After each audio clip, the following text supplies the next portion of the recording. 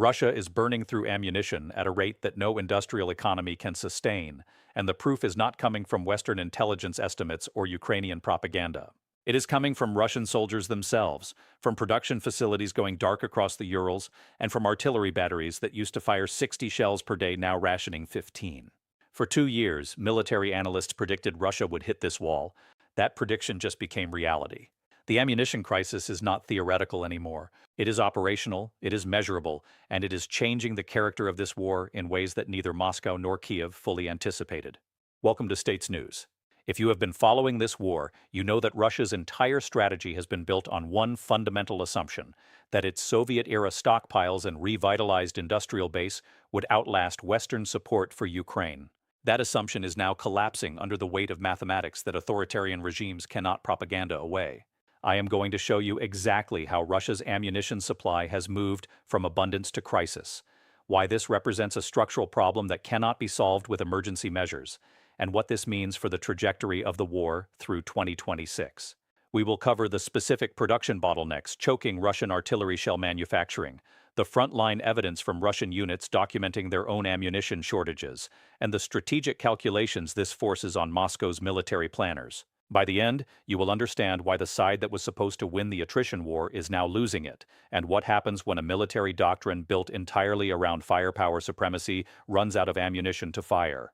To understand why this matters, you need to understand what Russian military doctrine actually is at its core. Russia does not fight wars the way NATO fights wars. Where Western militaries emphasize precision, maneuver, and combined arms integration, Russian doctrine from the Second World War through today has centered on one principle: overwhelming artillery firepower. The Soviet concept of the artillery offensive, refined through decades of military theory, assumes that concentrated barrages destroy defensive positions, break enemy morale, and create conditions for ground advances. This is not just tactical preference. It is institutional culture encoded in training, command structure, and equipment design. At the peak of Russian artillery dominance in summer 2022, Ukrainian positions in Donbass faced what military analysts called the most intensive artillery bombardment Europe had seen since 1945. Russian guns were firing an estimated 60,000 shells per day across the entire front, a rate of expenditure that dwarfed Ukrainian return fire by ratios of 10-1 in some sectors. Towns like Bakhmut and Soledar were not captured through tactical brilliance. They were pulverized into submission through months of relentless shelling that made defense untenable. Ukrainian soldiers described the experience as living inside a permanent earthquake, where survival was random chance. That firepower advantage rested on two pillars that Russian planners believed were unshakable. First, the massive Soviet stockpiles accumulated during the Cold War. The USSR built ammunition reserves designed to sustain operations against NATO across the European theater for extended periods. Millions of artillery shells, rockets, and other munitions sat in storage facilities from Siberia to the Western military districts, representing decades of industrial production. Second, Russia's defense industrial base, which had been rebuilt and modernized during the 2010s after post-Soviet collapse. Facilities producing everything from tanks to artillery shells had received significant state investment aimed at making Russia self-sufficient in military production. But those pillars rested on assumptions that are now proving catastrophically wrong. The Soviet stockpiles were vast but finite, and critically, much of what was stored has degraded beyond usability. Artillery shells from the 1970s and 1980s were not maintained under climate-controlled conditions. They sat in outdoor depots across Russia's temperature extremes for 40 years. Propellant degrades, fuses corrode, storage conditions matter. Western intelligence estimates suggest that between 40% and 60% of Russia's oldest stockpiles are either unusable or dangerously unreliable. The ammunition that remains viable is being consumed far faster than Soviet planners ever anticipated because they designed those reserves for a war lasting months, not years of sustained high-intensity combat. The industrial base looked more capable on paper than it has proven in reality. Modern artillery shell production requires precision manufacturing, quality raw materials, and supply chains that function reliably. It requires machine tools, many of which Russia imported from Western manufacturers and can no longer obtain due to sanctions. It requires skilled labor in sufficient numbers, which Russia struggles to maintain as mobilization pulls workers into military service. And it requires components that Russia does not manufacture domestically and cannot easily replace. By late 2024, multiple indicators began converging to show that Russia's ammunition situation had shifted from comfortable to concerning. Ukrainian intelligence reported decreasing artillery fire rates in multiple sectors. Russian telegram channels frequented by soldiers began showing videos of artillery crews complaining about shell rationing. Satellite imagery of Russian ammunition storage depots showed facilities that had been packed with ordnance in 2022 looking increasingly empty by 2024. These were not isolated data points. They were pieces of a pattern showing systemic strain. Then came the confirmation that transformed assessment into certainty.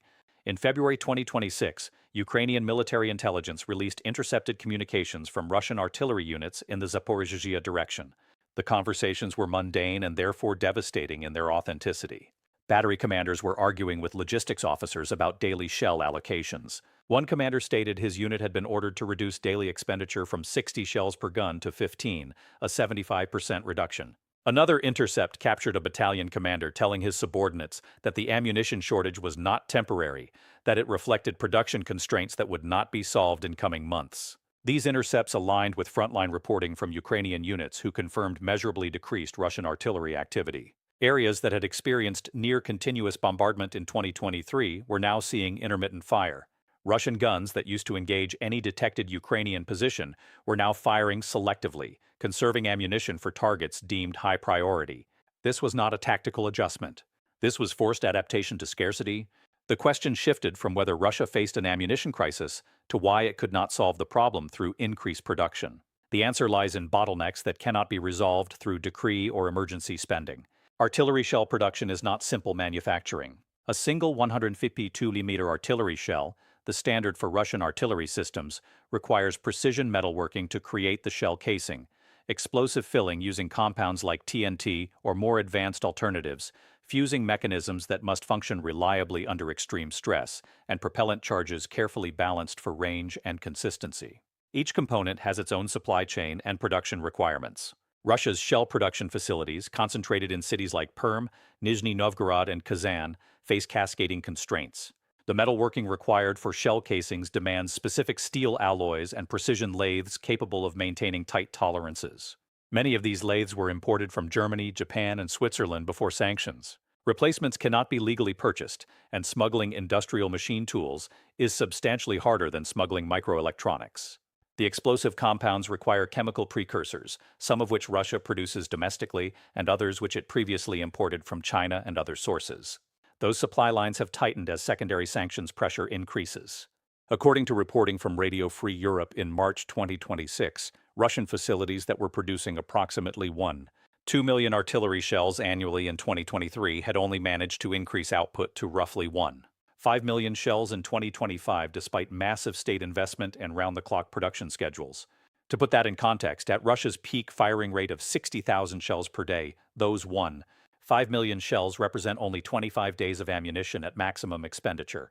Even at reduced rates of 20,000 shells per day, annual production provides only 75 days of supply. The mathematics are brutal. Russia is using ammunition far faster than it can produce it, which means it must draw down stockpiles. Those stockpiles are finite and partially degraded. As the reliable stockpiles deplete, Russia must increasingly rely on older, less reliable munitions, which increases dud rates and forces even higher expenditure to achieve the same effects. This creates a degenerative spiral where the ammunition crisis accelerates itself. North Korean ammunition shipments provided temporary relief in late 2024 and early 2025. According to South Korean intelligence assessments reported in January 2026, North Korea supplied Russia with approximately 3 million artillery shells over a 6-month period. That sounds like a massive quantity until you run the consumption numbers. 3 million shells at 20,000 per day provides 150 days of supply. It is a buffer, not a solution, and the quality problems with North Korean ammunition have been extensively documented. Dud rates reportedly exceed 30% for some batches, meaning Russia must fire significantly more shells to achieve comparable effects to its own production. Iranian ammunition deals have been discussed but appear limited in scale. Iran's own artillery shell production capacity is constrained, and Tehran has its own military needs, especially given recent conflicts. The ammunition Iran can spare for Russia does not meaningfully change Moscow's supply equation. The strategic implications of this ammunition crisis extend far beyond tactical firing rates. Russian military doctrine at the operational and strategic level was designed around artillery dominance. When artillery cannot suppress Ukrainian positions effectively, Russian ground assaults become dramatically more costly in casualties. Russian infantry advancing without effective artillery preparation face Ukrainian defensive fires with minimal suppression. The result is higher Russian casualties per meter of ground gained.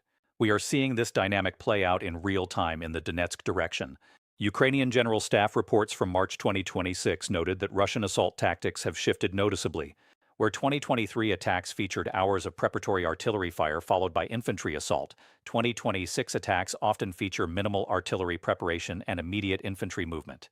This is not because Russian tactical doctrine has evolved. It is because artillery shells must be rationed for defensive fires and counter-battery work, rather than spent on preparatory bombardments. The casualty implications are significant. Open-source intelligence analysts tracking Russian casualties through obituary monitoring, social media posts, and cemetery satellite imagery estimate that Russian casualties per week have increased approximately 40% compared to the same territorial gains in 2023. Russia is trading lives for shells in an equation that is unsustainable, even for a regime with authoritarian control over casualty reporting. The ammunition shortage also constrains Russian operational planning in fundamental ways. Large-scale offensive operations require ammunition stockpiling. You cannot launch a major push without building up shells, rockets, and other munitions at forward positions. But if your daily production cannot meet daily consumption, you cannot build stockpiles. Every shell produced must be immediately consumed just to maintain current operations. This means Russia cannot generate the ammunition reserves required for significant offensive action without completely ceasing fire in other sectors to redirect supply. This constraint explains why the major Russian winter offensive that Western intelligence predicted for early 2026 never materialized at the anticipated scale. It was not that Russia lacked the manpower or the intent. It was that the ammunition required to support a multi-axis offensive operation simply did not exist in sufficient quantities. There is another dimension that deserves attention. Artillery ammunition shortages create psychological effects on the force using them. Russian artillery crews who spent 2022 and 2023 firing essentially at will now face strict rationing and punishment for unauthorized ammunition expenditure. This degrades morale and creates tension between combat units and rear echelon logistics. The intercepted communications showed exactly this dynamic, with battery commanders expressing frustration that bordered on insubordination when discussing ammunition allocations with supply officers. Ukrainian forces are adapting their tactics to exploit this Russian vulnerability. Ukrainian artillery, while still outgunned in absolute terms, is being employed more aggressively knowing that Russian counter-battery fire has decreased in volume and responsiveness. Ukrainian positions that would have relocated immediately after firing in 2023 to avoid devastating counter-battery response are now able to fire multiple missions from the same position because Russian return fire is slower and less concentrated. Ukrainian drone operators report that Russian artillery positions are becoming easier to target because they are operating more predictably. When ammunition is plentiful, artillery positions can displace frequently, making targeting difficult. When ammunition is scarce, positions must be used longer to justify the logistical effort of establishment. This creates pattern predictability that Ukrainian reconnaissance can exploit. The economic dimension of this crisis deserves examination. Russia has mobilized enormous resources toward ammunition production. Defense spending as a percentage of GDP has reached levels not seen since the Soviet era. Factories operate multiple shifts. Workers receive premium wages, yet production still cannot meet demand. This is not a problem money solves. It is a problem that requires physical industrial capacity, skilled labor, raw materials, and time. Russia has maximized what its current industrial base can produce.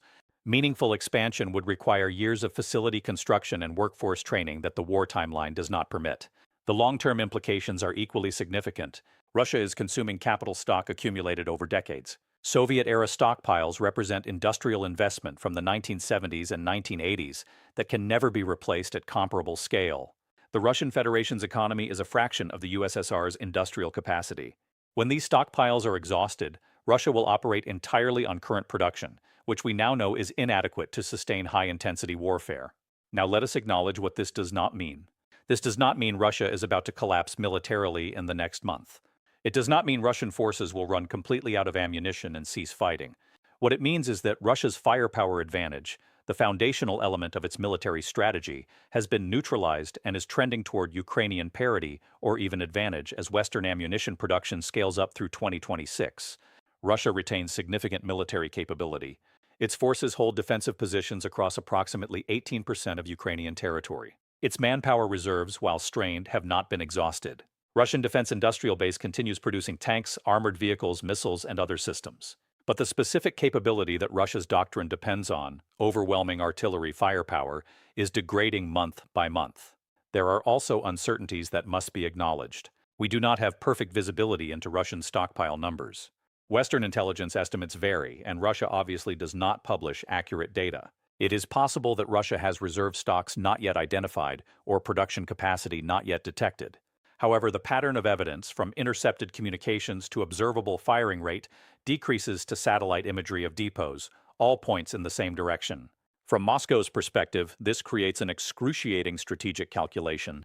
Russia can continue current operations which deplete stockpiles toward a crisis point where military effectiveness collapses. Or it can reduce operational tempo now to preserve ammunition for potential future conflicts or for defending currently held territory.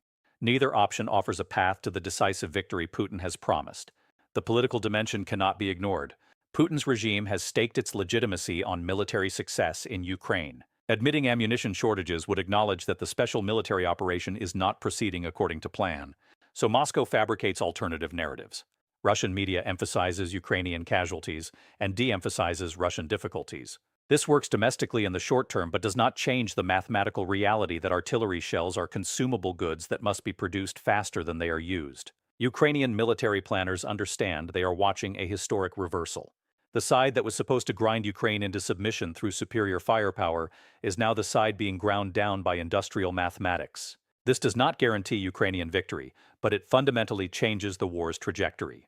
Ukraine no longer faces the prospect of indefinite Russian artillery superiority. Instead, it faces an adversary whose signature capability is degrading toward levels that Ukrainian forces can match or exceed with continued Western support. Step back and look at what this actually means. For the first time since the full-scale invasion began, Ukraine has a realistic path to not just surviving, but genuinely contesting Russian military power on roughly equal terms. The ammunition crisis transforms this from a war of Ukrainian survival against overwhelming firepower into a war where both sides face significant resource constraints. And in that environment, the side fighting for national existence against foreign invasion historically demonstrates greater staying power than the side fighting an elective war of conquest. What comes next depends on variables that remain uncertain. Western ammunition production is increasing but faces its own bottlenecks and political constraints. Ukrainian manpower is strained after 3 years of war. Russian political stability depends on variables outside purely military considerations. But the ammunition crisis is not a variable. It is a reality that will shape Russian military capability throughout 2026 and beyond. Watch for several indicators in coming months. Russian artillery firing rates will continue to be measurable through frontline reporting and acoustic detection. If rates stabilize, it suggests Russia has found equilibrium between production and consumption. If they continue declining, the crisis is deepening. Russian offensive operations at scale will signal that Moscow managed to build ammunition reserves, while continued small unit actions suggest ongoing supply constraints. And watch North Korean and Iranian ammunition flows. If those increase substantially, it provides temporary relief. If they plateau or decrease, Russia's industrial isolation becomes more severe. The broader lesson extends beyond this specific war. Modern warfare consumes ammunition at rates that strain even major industrial economies.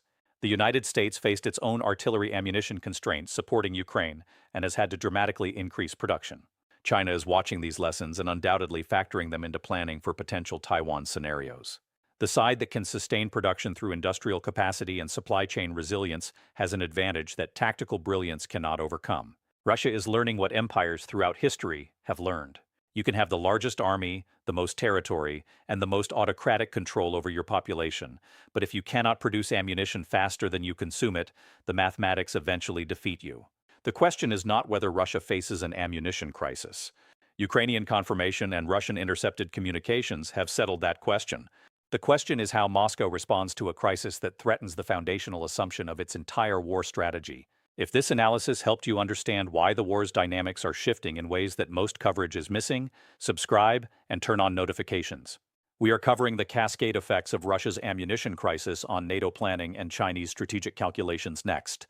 This is not just about Ukraine anymore. This is about what modern industrial warfare actually requires and which nations can sustain it. Stay with us because what we are watching in real time is military history being written by factory production schedules and supply chain mathematics that no propaganda can overcome.